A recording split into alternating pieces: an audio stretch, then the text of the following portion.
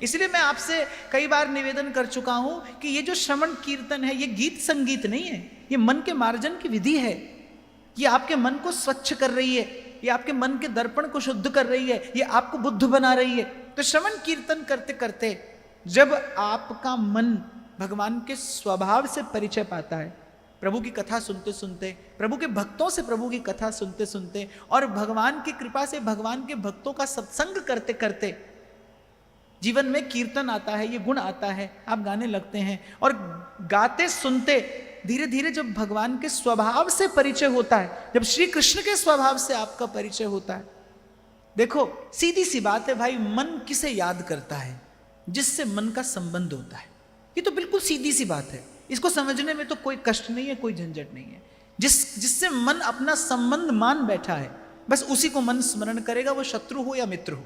और मैंने कुछ देर पहले कहा कि स्वभाव जाने बिना संबंध नहीं बनता, प्रभाव से संबंध नहीं बनता, संबंध तो स्वभाव से बनता है। तो जैसे ही भगवान के स्वभाव से परिचय होता है और जैसे ही स्वभाव से परिचय होता है, तब आप उनको अपना बनाए बिना रह नहीं सकते। मन आखिर खोज क्या रहा है? जन्मों से मन भगवान को ही तो खोज रहा है। मैं तो कई बार कहता हूं, आप कहते हो मन चंचल है, आप तो गाते भी हो मन बड़ा चंचल है, कैसे इसे समझाऊं? ना तो मन चंचल है, इसीलिए आज तक किसी के समझा भी नहीं। मन को जो रोग है ही नहीं, आप उसकी दवा मन को दे रहे हो। सांस रोकोगे, यहां ध्यान लगाओगे, वहां ध्यान लगाओगे, जाने क्या क्या करोगे, लेकिन मन लगा किसी का? आज तक कभी नहीं लगा। झूठ बोलता है वो, निरा झूठ कहता है जो मेरा मन लग गया। मन चंचल है ही नहीं, तो चंचलता मिटेगी कैसे? मन तो व्याकुल है, भगवान के बिना मन व्याकुल है। भगवान के बिना, अर्थात जो इस 4 दिवसीय चर्चा का मूल सिद्धांत है, रसो वही सह।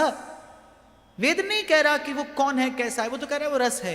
और मन इसी रस के बिना व्याकुल है, मन इसी परम आनंद के बिना व्याकुल है, इसी को मन खोज रहा है। तो जैसे ही मन भगवान के स्वरूप और स्वभाव से परिचय पाता है, तत्क्षण मन चाहता है कि हाँ, इसी को तो खोज रहा था मैं जन्मों से। लगन भी तो मन को ही लगती है, संसार की इच्छा भी मन में होती है और भगवान से मिलने की इच्छा भी इसी मन में होती है। कथा श्रवण और कीर्तन की कृपा से आपका मन ये समझ जाता है कि मैं जन्म जन्म से जिसे खोज रहा हूं वो संसार नहीं है, वो संसार को बनाने वाला है, वो माया नहीं है, वो मायापति है। मन ये समझ जाता है और मन के समझते ही मन को चाह होती है प्रभु से मिलने की, और जब मन को चाह होती है फिर मन को राह भी मिलती है।